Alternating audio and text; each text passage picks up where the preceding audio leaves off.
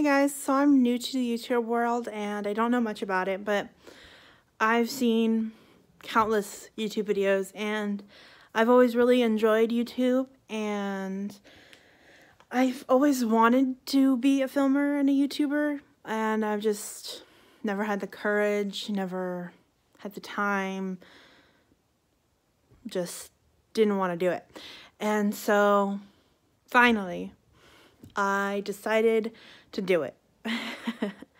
And I don't know all the lights, the camera, the cool camera, all the things that go into YouTube usually and for really successful YouTubers, but I figured that there's some people out there that like people that don't know what they're doing on YouTube.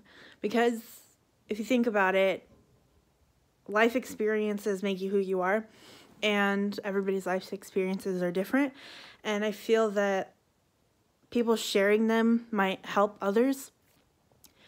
And you know, DIYs are really cool and I like doing them and I like seeing them, so I'll probably try some out on my channel, and I'll do like life stories of different things that have happened, roommate experiences, ghost stories, ghost hunting, makeup stuff, beauty things, clothing hauls, just kind of everything under the sun.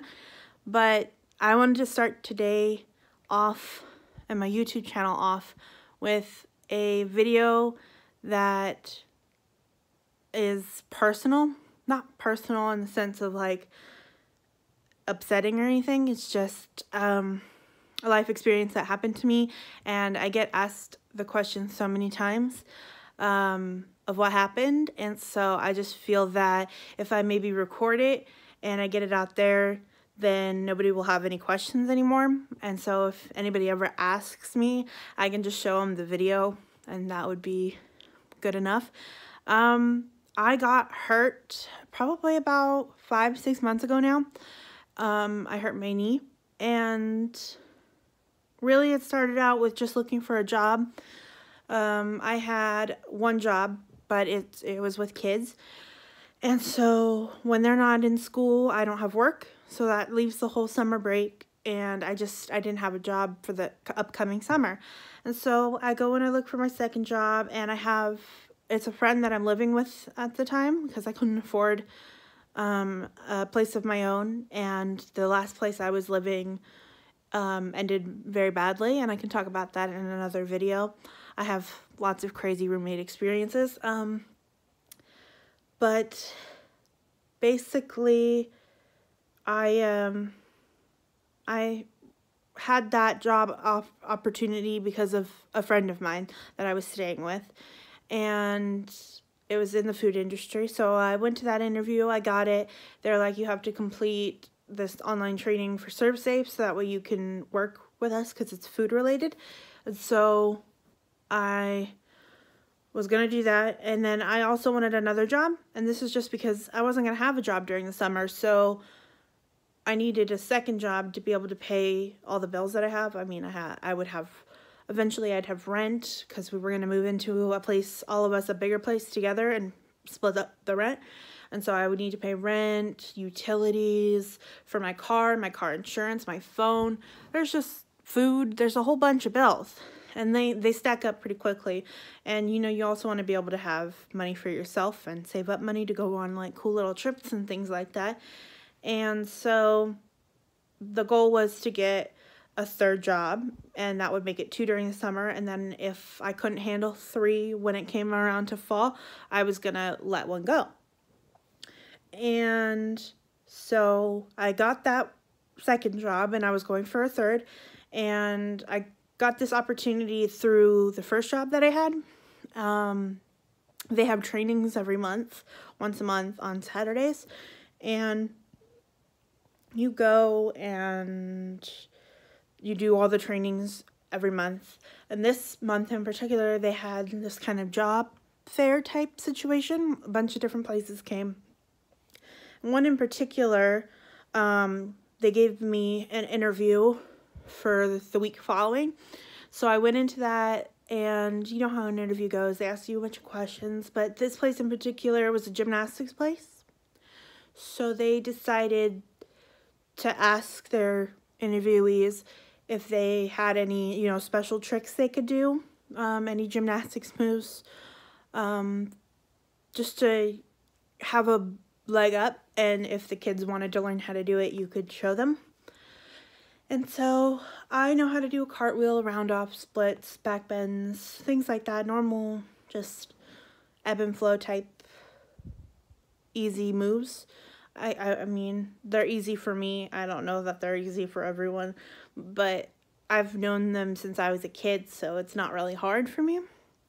And so I showed off those moves. They really enjoyed that, and they were like, we are going to call you to set up an interview with the main manager and owner, and he's going to decide who's going to be brought onto the job, but we really like you, and here's an open gym pass so you can come back Friday or Saturday and show off your skills some more, meet all of the other coaches, get acquainted.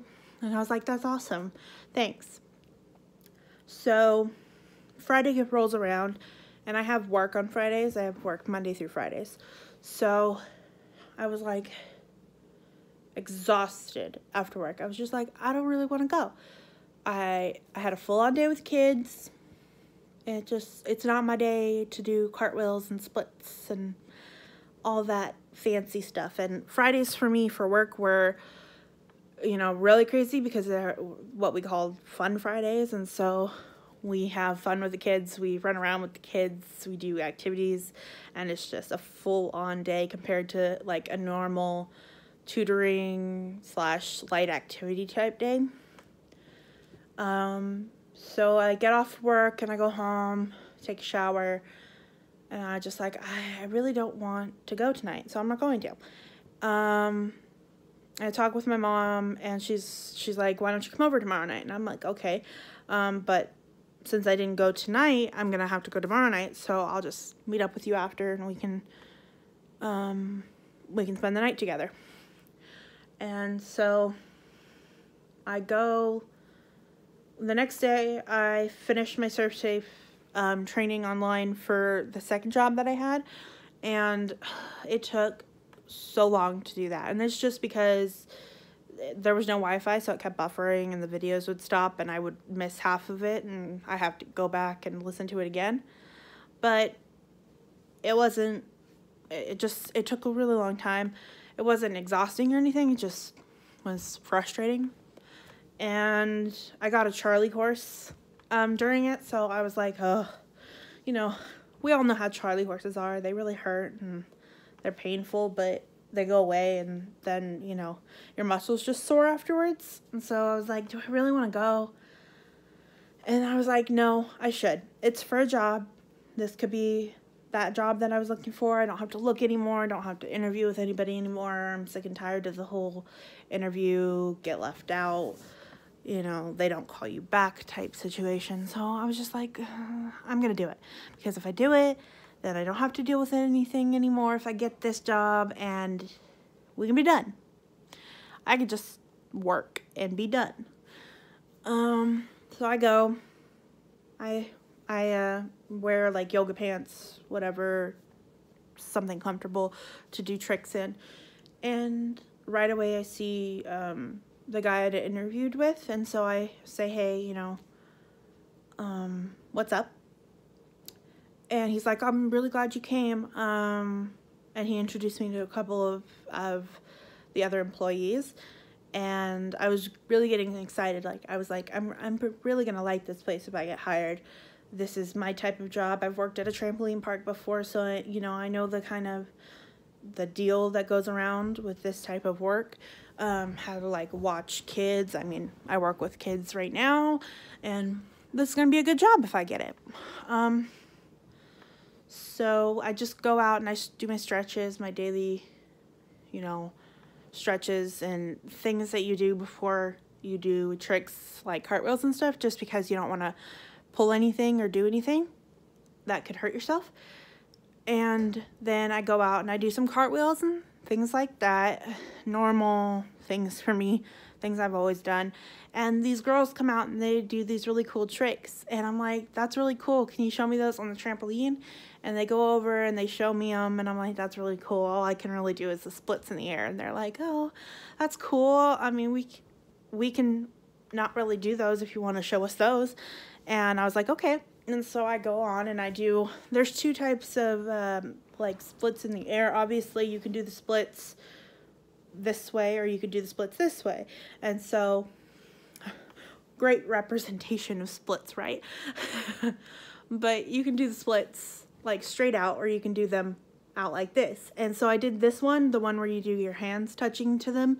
And that one went fine, and I did a couple of those, and those are just like jumping up and down straight. And then I, started doing like little light prances across this long trampoline that goes all the way down.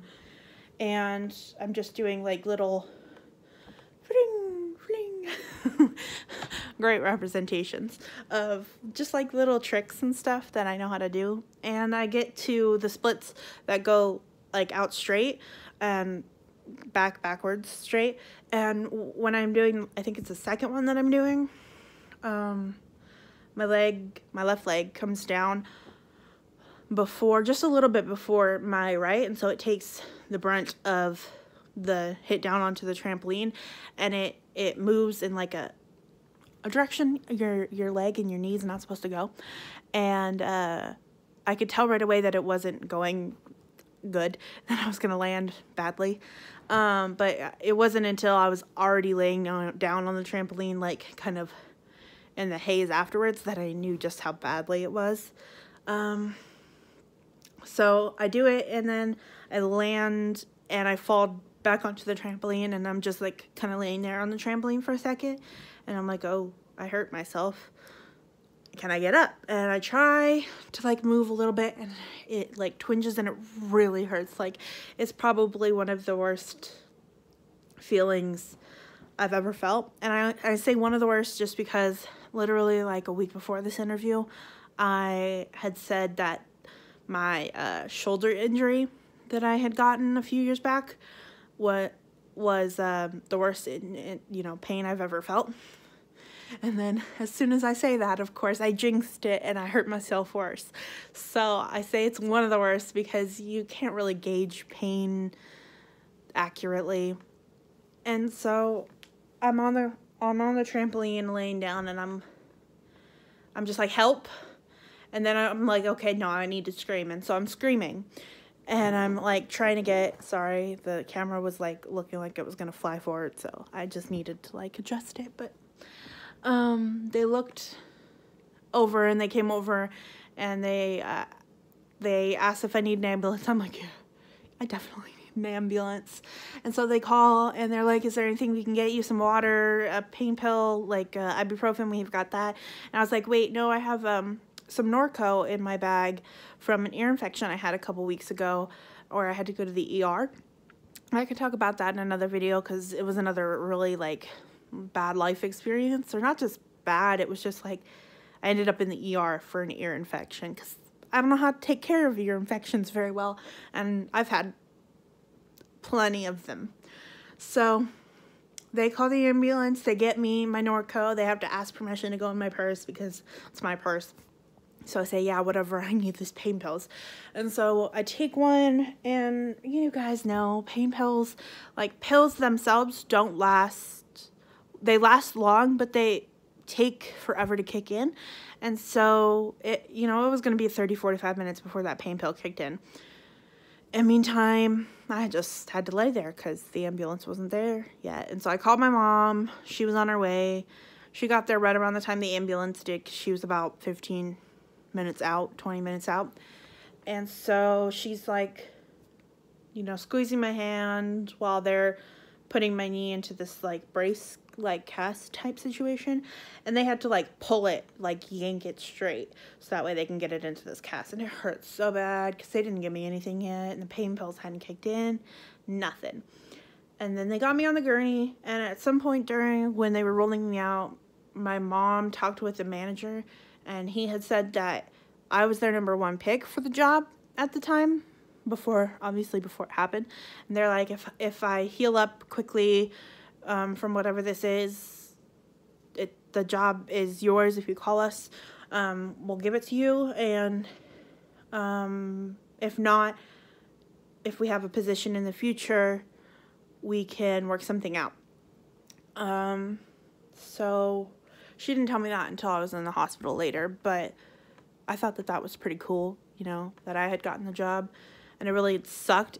It made it kind of suck worse that I was hurt, because it's like, not only did I lose that job opportunity, but I knew that if this was bad, I wouldn't have the one job I already had for sure, and the job I had just gotten.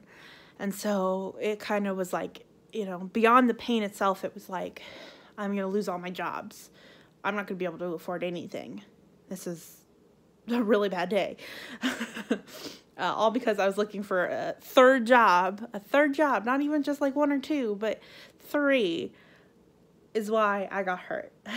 And so they take me to the hospital. They do x-rays. They say that my knee is dislocated, and we need to get it straight before we could do any MRIs or anything like that. And so they give me this pill, and it makes me forget like the next 10, 15, 20 minutes. I don't know how long it was. I can't remember. But they give me this pill, and at first I didn't want to take it, because I was like, if you're not going to knock me out, I'm going to feel it. You can give me all the payments in the world. I'm still going to feel you popping my knee back into place. And they're like, no, this is going to make you forget. And so I was like, fine, whatever, just do it. And so they do it. They give me the pill, and they start, and I see her marking my leg in a place, like, you know, to know where the knee is supposed to be and where to go to put it back. And then the next thing I remember is she's like tapping me on the shoulder saying, we're done. And I was like, what? And then I look down, and I'm in a new brace and ace wrap, and my knee's all, you know, placed normal again.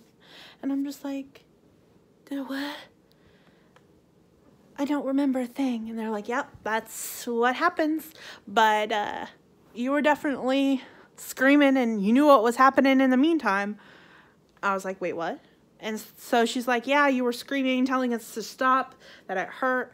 I don't remember any of this. And of course, they told my mom to leave for this part, so she couldn't record it, which was sad, because I knew it was going to be funny, just because when you're on pain meds and you're all loopy and stuff, and you just get weird. And so I was kind of sad that she couldn't record it, and she couldn't even be in the room to tell me about it later, but it is what it is. And so they kept me overnight, because they needed to get me a wheelchair walker, commode, things like that, for when I go back to the apartment I was staying at, because the bathroom was upstairs, and I couldn't walk by myself at all, or move really at all. And so they keep me overnight for that, but they don't admit me. And then they send me home the next day, like towards the end of the day. It had been a while, because, you know, my mom was busy, and so she couldn't come get me right away. But we go back to the apartment, and I just remember lots of pain, and we were all kind of just hanging out, all of us that lived in the apartment afterwards, and they were trying to keep my mind off of it and stuff, and they were helping me when I needed to go to the bathroom, which was really kind of them, because, you know, it's like, that's weird, you shouldn't have to help somebody go to the bathroom type thing, but they really understood, and so I was really grateful for that. But it got to the nighttime, and I was in so much pain. I couldn't get up by myself. You know, they had all gone to bed. It's like, how am I going to go to the bathroom? And I needed to go to the bathroom. So I was trying to pull myself up out of the couch and walk over to the commode to go to the bathroom, or wobble over to the commode to go to the bathroom. And that didn't go very well. I got about almost all the way there, but it had like been 10-15 minutes that had passed in the process, so I had already had to pee really bad by then. And it, you know, when you like have to pee really bad, you kind of like waddle, and I couldn't really do that. because I had a leg brace on and I was in a ton of pain. So I tried to make it all the way to the commode, but it started like to trickle down as I was making my way over there, which really sucked, because it's like you feel so vulnerable and so weak if you can't even make it to the bathroom. So I was like crying my eyes out, and I was like, I need to go back to the, you know, hospital. I can't do this by myself, and I can't expect my friends to be up all night to help me. And what happens when they go to work and they have lives of their own? And it's like, that's not gonna work. And so I went back to the emergency room. The ambulance came and got me. And finally, you know, they sent me to a rehab center, and I stayed there for probably about a month. And that's just because I needed help doing practically everything. I couldn't stand up long enough to cook food. I couldn't go to the bathroom. I couldn't, you know, do anything really by myself. Change, shower. It was just, I felt so weak during that time. And, you know, I was still months out from surgery because they had to wait for the swelling and the fluids to go away before they could even operate. And I had to be able to bend my knee to a certain degree before they could operate, for fear of just like it getting damaged more. And so finally those months, you know, rolled around. I was in there for about a month, and then I went and I stayed with another friend. That's just because the friend that I was staying with, she had already given her 30 days notice because we had planned to move into another apartment by that time. And so she had to move out. That's a whole nother crazy roommate story that I could tell you about some other time if you guys want. But so I ended up staying with one of the friends that we were all together in the same place. So I stayed with one of them, but it wasn't the one that was renting out the apartment. We were all just kind of chilling there at the time till we can get an apartment of our own. So I went and I stayed with her instead and her family. And, you know, when you can't afford to pay rent, you feel so bad, and you can't pay for anything. You feel so weak and vulnerable, and it's like there's nothing you can do when you don't have any money. And I felt so bad, and I feel so grateful to them for taking me in for as long as they did. It was like a couple months before I had my surgery, and it wasn't until I think a couple weeks before that they're like, we can't afford to keep you anymore without, you know, any payments. And I still wasn't working. I was on disability. I had car payments, other payments I had to deal with to help my mom out. And so there was nothing I can do. And so I asked my aunt if I could stay with her for those last couple weeks, and I did that. And then I went into surgery, and thankfully by the time that I was able enough to go out of the hospital, my mom had been working for a little while, so she had gotten an apartment for us to stay at, and so I didn't have to go drive all the way back to Sacramento where my aunt lives. And so yeah, that's my crazy knee injury story, and I hope that it shows that, you know, other people that it happens, and it is crazy, and the hospital's not going to really care as much as you do about how much pain you're in. And I don't know, I just kind of hope that people can relate to it, and that it shows that I'm not the only person that goes through it, and you're not the only person that goes through it if you do have a knee injury. And I hope that you guys subscribe and you watch all my crazy other videos, because I've got plenty of stories that could keep you guys up at night. Some of them are so scary, and others that are just like crazy roommates and things like that. And I love to do all kinds of things, ghost hunting and stuff like that with my friends. So I'm sure you'll see a lot of my friends on my YouTube channel as well, and I'm sure I'll be on theirs as well.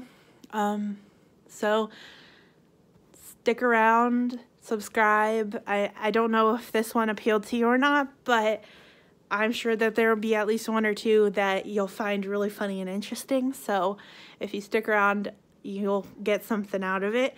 And for those of you guys who know me on a personal level, you guys will hopefully gain some insight into exactly what happened to me and the situation that occurred. And I can talk a little bit more in detail about it, but the video is already so long, so I didn't really want to, I don't know, have to make it into 2 parts, and I didn't also want to go into extreme detail on some of the stuff that happened, but just know that it's a process that's still going on. I'm still, you know, relearning how to walk and things like that, and so I've got plenty more to talk about. If you guys want to hear it, just let me know down in the comments, or you can message me personally if you know any of my social media accounts. And I hope that you guys liked this video and that you want more because I really enjoyed filming it, and I think that I would really enjoy continuing to do YouTube. So have a good day, guys, and thanks for watching.